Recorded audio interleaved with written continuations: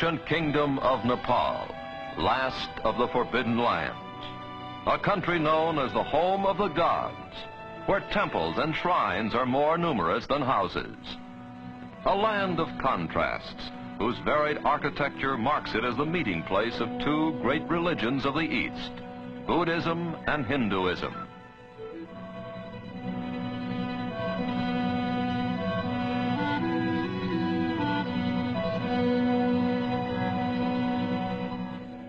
A land where primitiveness and ritual go hand in hand with friendliness and laughter.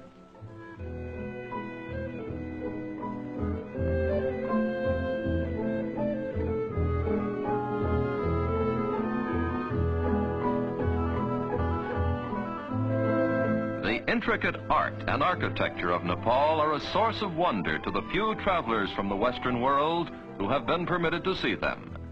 They bear testimony to the genius of a tribe of master craftsmen, the Newars, the original inhabitants of Nepal.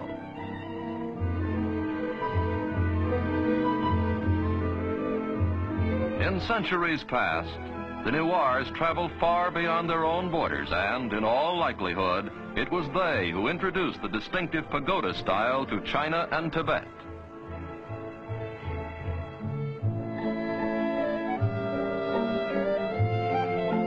One of the crowning achievements of Newar architecture is the Temple of Bodhina, the magnet of all the great Buddhist pilgrimages. Fluttering prayer papers give the temple a festive air, while the glaring eyes of Buddha remind the faithful that their activities are being watched.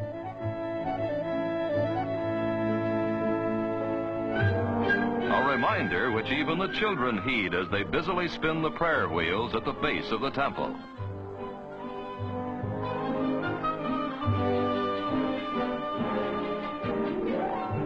The 7 million inhabitants of Nepal live in a country ringed by mountains and guarded by jungle. There has been practically no contact with the Western world. For hundreds of years, each generation has known a primitive way of life, hardly any different from that of the generations preceding it.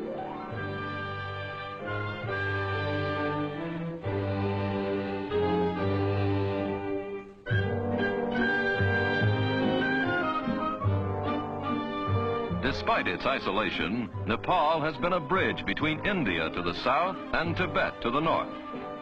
The mixture of these two civilizations has resulted in a bewildering variety of Nepalese costumes, customs, complexions, and, of course, eating habits.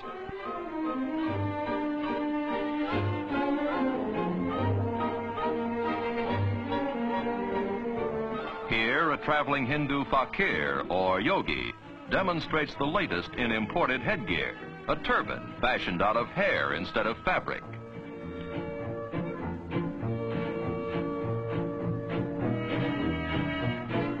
Ah, a perfect fit. This hairdo is much simpler. Only a top knot remains to lift the youngster to heaven should he die.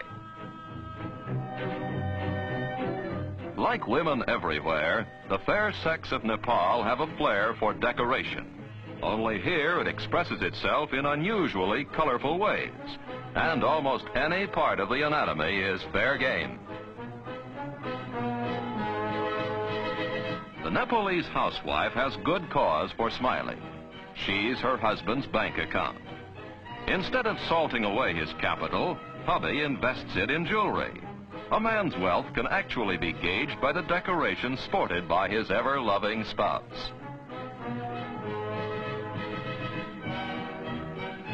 In a land where so many gods are worshipped, festivals and religious ceremonies occupy a good part of the time. Almost every day is a holiday. Some of the festivals are not only gay like this one, but also gory, like the annual Hindu festival of the Dasara, during which hundreds of buffaloes are decapitated as sacrifices to the goddess Durga. A wedding is also an occasion for celebration. It's an expensive affair, but not for the blushing bride. Her trousseau and ornaments are paid for by the groom, who also foots the bill for all the expenses of the elaborate ceremony.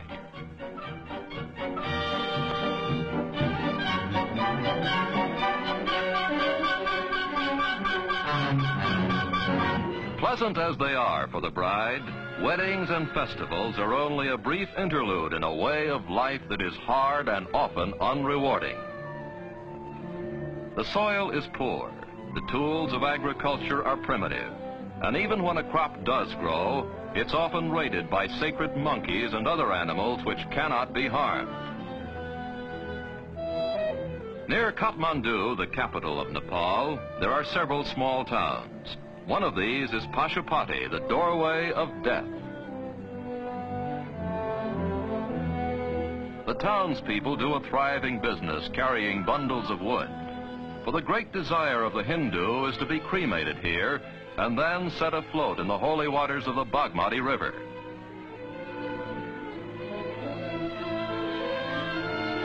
For the living, the Bagmati serves to cleanse not only the soul, but also the laundry.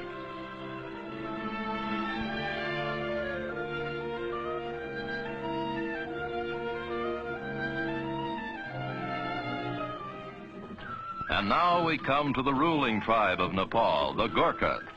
Almost 200 years ago, the ancestors of these soldiers defeated the Newars in bloody battle and took over the top spot in the kingdom. Since then, both the army and the government of Nepal have rested firmly in Gurkha hands.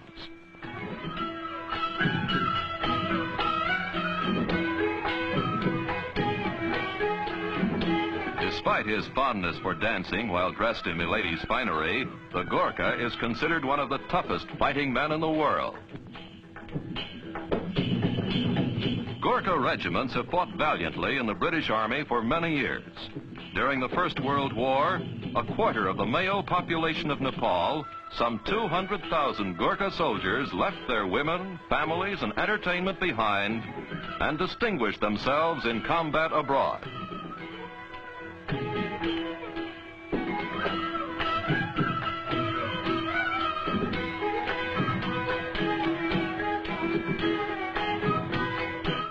Although the Gurkhas have traveled beyond their own borders, Nepal itself, with its temples, beliefs, and people, has hardly been touched by what we call civilization. It remains a land of savagery, simplicity, and beauty.